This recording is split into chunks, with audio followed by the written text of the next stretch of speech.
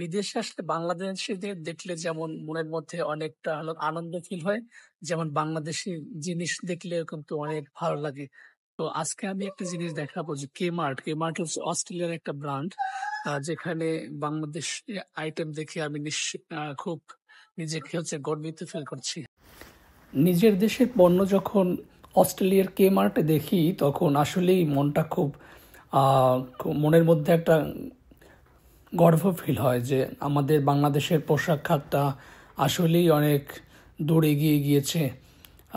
এটা এতদিন শুধুমাত্র খাতা কলমে পেপার পত্রিকায় পড়েছি যে বাংলাদেশের পোশাক খাত সারা বিশ্বে ছড়িয়ে গেছে। তো আজকে যখন দেখলাম যে কেমার্টে বাংলাদেশি পোশাক শিল্প, বাংলাদেশের পোশাক কেমার্টে বিক্রি করছে, এই যে যেমন দেখেন এক একটা গেঞ্জি টি শার্ট এগুলো হচ্ছে কোনোটা $18, $10।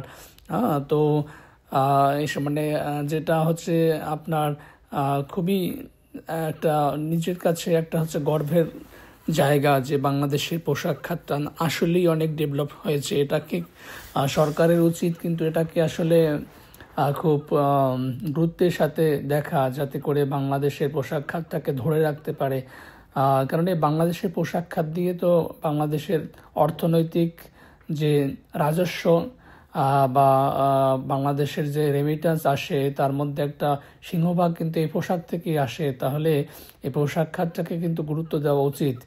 এবং আমি যখন প্রথম কেমার্টে এটা দেখলাম, কেমার্ট অস্ট্রেলিয়ান একটা আপনার শপিং সেন্টার, তো আমি যখন দেখলাম তখন আমার মনের মধ্যে খুব একটা গর্ব ফিল হয়েছে যে না, বাংলাদেশের জিনিস আমি অস্ট্রেলিয়ায় বসে বাংলাদেশে থেকে যে প্রোডাক্টটা তৈরি করা সেই প্রোডাক্ট আমি বাংলাদেশের প্রোডাক্ট অস্ট্রেলিয়া বসে আমি ব্যবহার করতে পারছি।